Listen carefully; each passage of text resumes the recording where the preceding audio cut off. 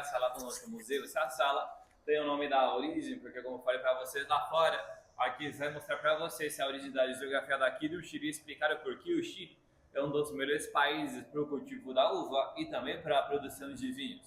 Agora eu vou colocar uma projeção e eu vou pedir para vocês primeiro olhar para aquela parede que está lá e depois para a parede do lado esquerdo.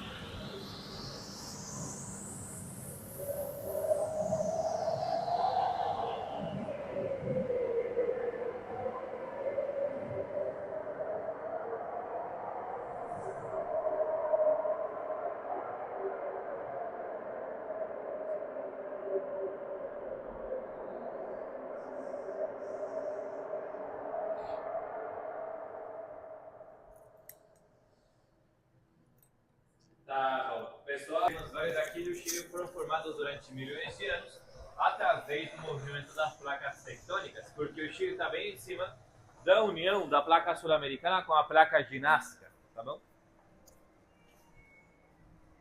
E o que acontece com ela em cada uma das estações do ano, como por exemplo no inverno as videiras elas ficam desse jeito, ficam todas secas. E muitas vezes parece como se elas estivessem mortas, mas na verdade elas começam em estados de hibernação, ou estados de dormência, elas se guardam no inverno. E quando você já sabe que elas estão acordando da sua hibernação, começa isso daqui, o choro da videira, que é quando começa a aparecer a seiva.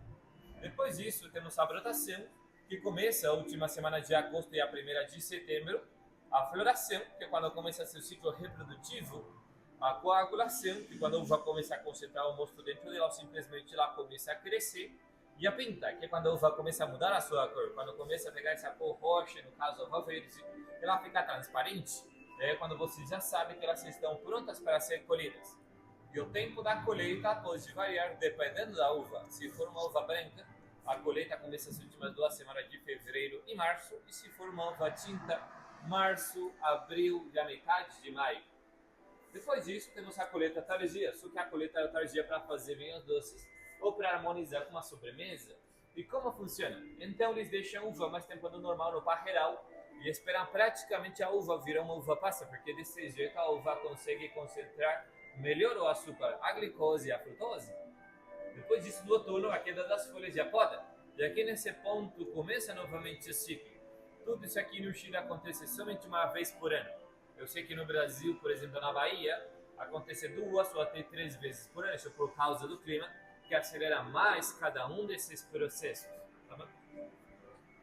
Vamos conseguir ver 3 cilindros, e cada um desses cilindros representa o lugar para onde pode passar o vinho.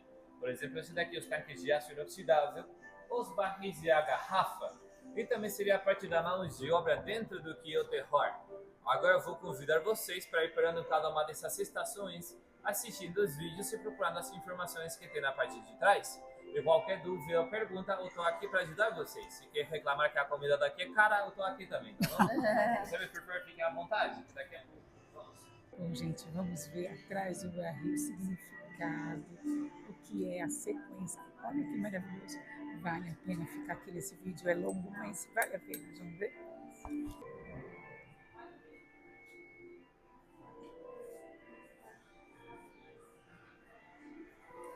Aqui tem uma sequência, aqui foi de aço e aqui é de madeira.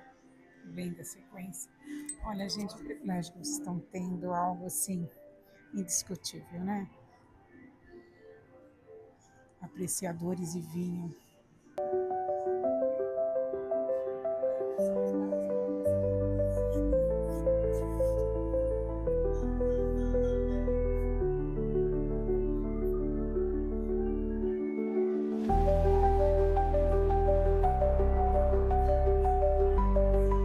E o outro barril é de vidro, gente, de vidro. Olha aí a sequência. Aqui são o tipo de vinho, o vidro, né?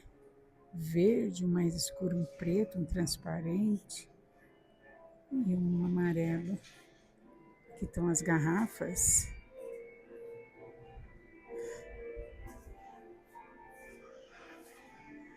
As folhas. Ó, os apreciadores de vinho, gente, que oportunidade aí estão tendo.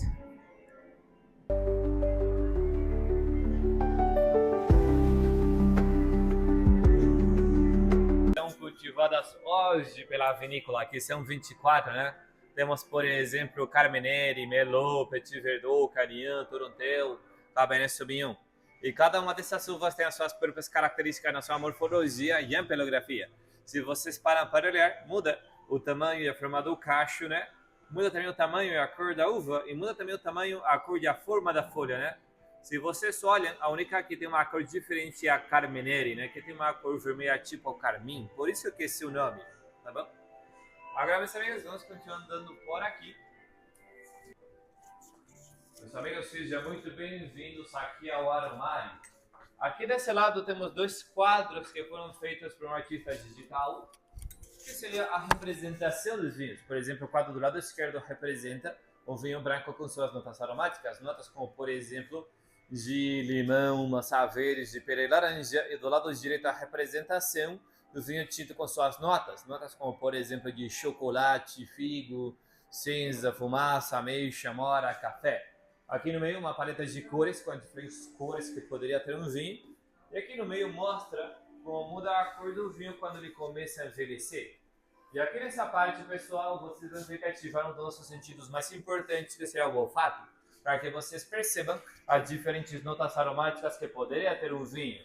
E para isso, vocês têm que se aproximar desse aparelho, apertar esse trem que tem aqui, tá bom? Sentir o aroma e adivinha no tablet qual nota que é. Aqui você tem que treinar o seu olfato. Se a bolinha fica verde, porque você acertou, tá bom? Gente, por favor, fiquem à vontade, não precisa de acontecer.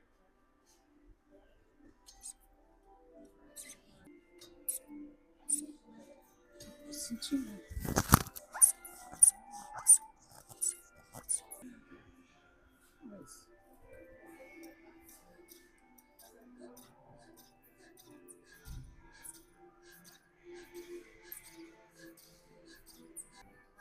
Entendi.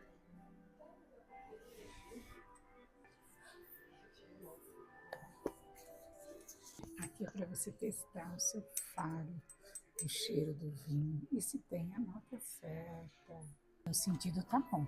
Senti o cheiro e vim aqui no nome do café, acertei, eba! Essa é a segunda marca de vinho mais poderosa que tem no mundo. E aqui temos a primeira safra para fazer esse vinho foi no ano de 1966. Hoje a marca ela está com 60 anos. E aqui embaixo temos os diferentes rótulos que foram feitos durante esse tempo. E aqui no meio, um quadro do fundador, ele foi Melchior Conchitoro. E Melchior Conchitoro tem tudo a ver com isso do Casiel, só que vocês vão saber dessa parte daqui a pouco. Aí desse lado também temos um dos patrocinadores mais importantes da marca, que seria o time de futebol do Manchester United, porque, claro, esse time é conhecido como o time dos Diabos Vermelhos, e as pessoas associam isso com o que seria o caseiro do Diablo. Aqui temos também os diferentes desenhos de diferentes países, como por exemplo desenhos feitos pensando no México, no Japão, na China, na Guatemala, no Chile. Aqui uma foto do técnico do Manchester United. E por aqui fotos de pessoas importantes que visitaram a vinícola, como por exemplo Bono, Mick Jagger, a Carolina Herrera. E olha só, tem um brasileiro aqui, o Ronaldo Nazário, né? Aqui, Fenômeno. um dos embaixadores mais importantes da marca, que seria o ator de Hollywood do Pedro Pascal. Se você já assistiu The Mandalorian, The Last of Us, Narcos, ele é o protagonista, né?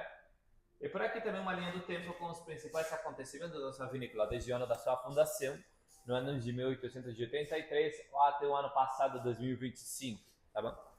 Meus amigos, por favor, fiquem à vontade agora para tirar algumas fotinhos, que daqui a pouco tudo isso do caseiro vai ser revelado na frente de vocês, tá bom? Daqui a pouco. O Cabernet Sauvignon com Syrah é tipo um vinho do Porto, né?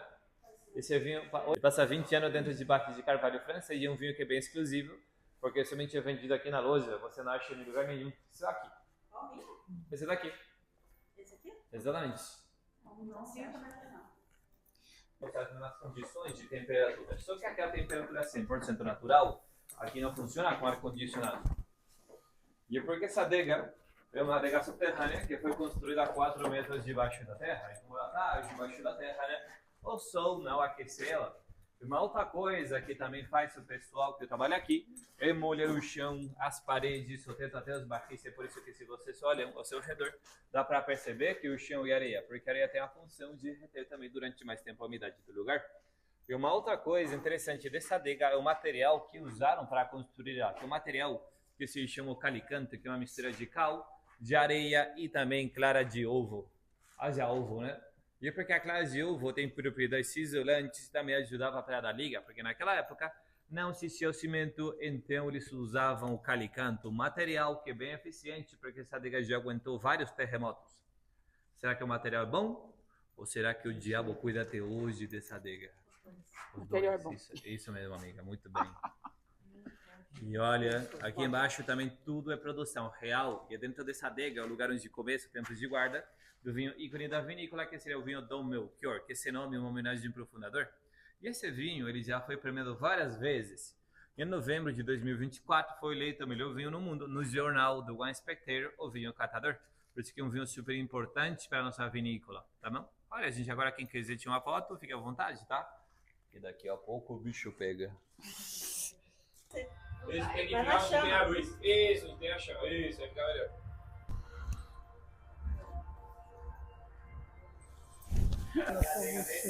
Ó, Sibeli, esse vídeo é para você. Ela está com 130 anos e ela foi construída com carvalho, o material mais leve para não sobrecarregar a outra adega onde a gente estava agora.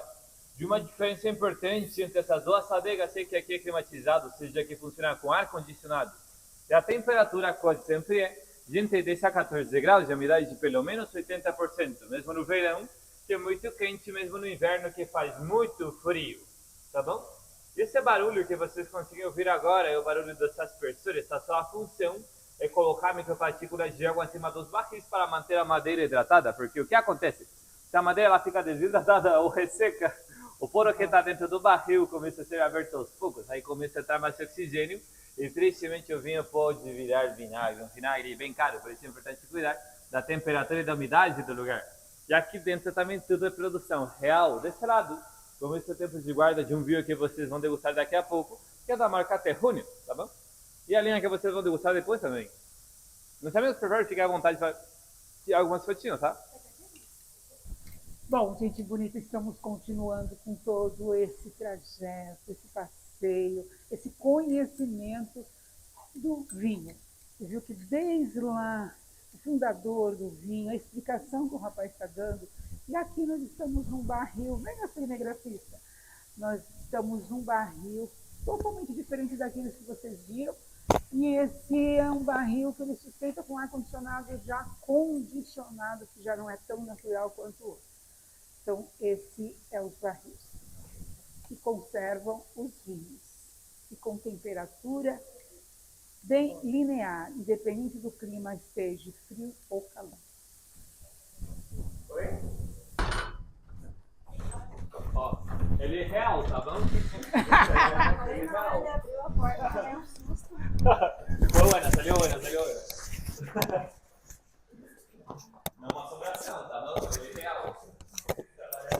Aqui vão realidade, olha o sol, vive o sol.